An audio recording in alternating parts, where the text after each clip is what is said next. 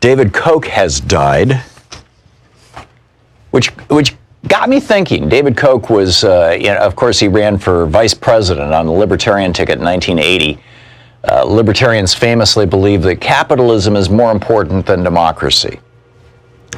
And in fact, numerous libertarians have said that right here on this program, including Stephen Moore. And so, anyhow, this got me thinking about the stepping stones or the milestones on the path to oligarchy here in the United States. David Koch certainly played a role in that, as does his brother Charles on an ongoing basis. Kind of making American politics safe for oligarchy. But I was just thinking back. It's like we go through these cycles. We saw a rise of the oligarchs in the late 1800s. Then Teddy Roosevelt and William Howard Taft, two progressive Republican presidents, took them down in the 1900s and 1910s. And then they came back with the election of 1920 with Warren Harding and then Coolidge and then Hoover. And then the oligarchs kind of fell. The path to oligarchy went backwards, with the presidency of Franklin Roosevelt being elected and then reelected a total of 4 times. And then Harry Truman. And then the oligarchs made a really significant, and basically the oligarchs were kind of standing on the outside looking in from the 1930s until the 1980s, when Reagan brought the oligarchs back into government and then back into business and put it all back on track. And this was largely the result of the 1971 Powell memo and the 1976 and 78 Supreme Court decisions, Buckley and First National Bank, the second actually written by Lewis Powell. By the way, my new book, The Hidden History of the Supreme Court and the Betrayal of America, we just got copies here in the studio. Thank you, Nick. We just got copies here in the studio yesterday, which means that they'll probably be shipping in the next few weeks. So it is now available, or will be available. It's obviously available for order. And I go through that in the book. And, talk about this whole thing about, how the Supreme Court basically opened the path to oligarchy. And it raises a really interesting question. Is that cycle about to end? Is it possible that cycle is about to end? I really think that if Elizabeth Warren or Bernie Sanders become the Democratic nominees, and a fascinating piece in the New York Times today by Jennifer Rubin about how incredibly weak Donald Trump is in all the polling right across the board, in all the demographics that actually count, that virtually any Democrat, Seth Moulton, who pulled out of the race this morning, could probably beat Donald Trump.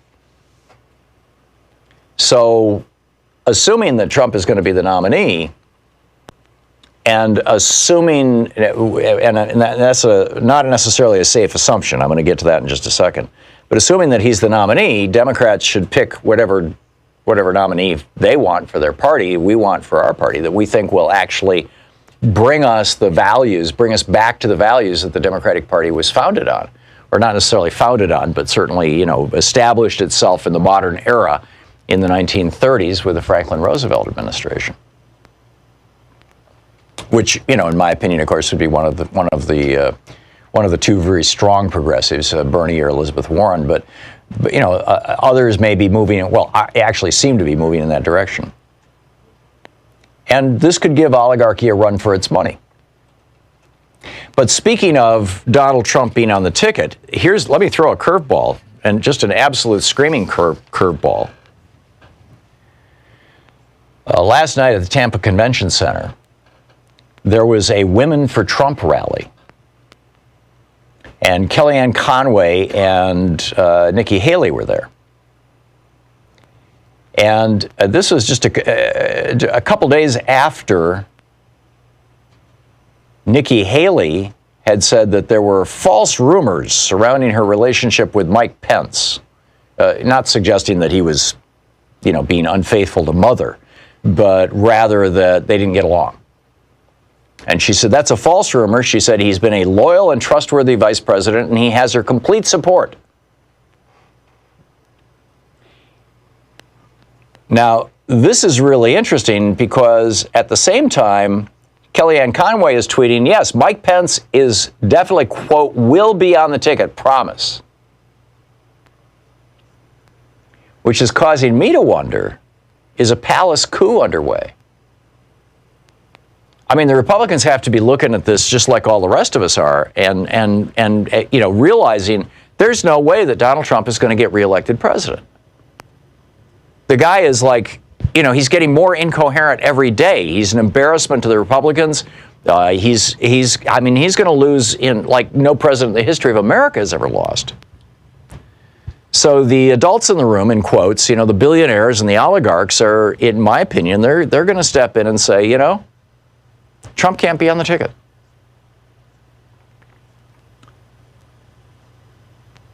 I don't recall who it was this morning who asked me, has Donald Trump yet decided that, what his illness is going to be, that he's going to use as, maybe it was Dave, that he's going to use as the excuse to not run again? Oh, no, it was my friend Jerry up in New York. He was like, we were talking on the phone this morning, and he was like, well, any idea what medical excuse Trump is going to use to get out of running for president? And I was like, wow, that hasn't occurred to me. But it looks to me like Nikki Haley and Mike Pence are working something out.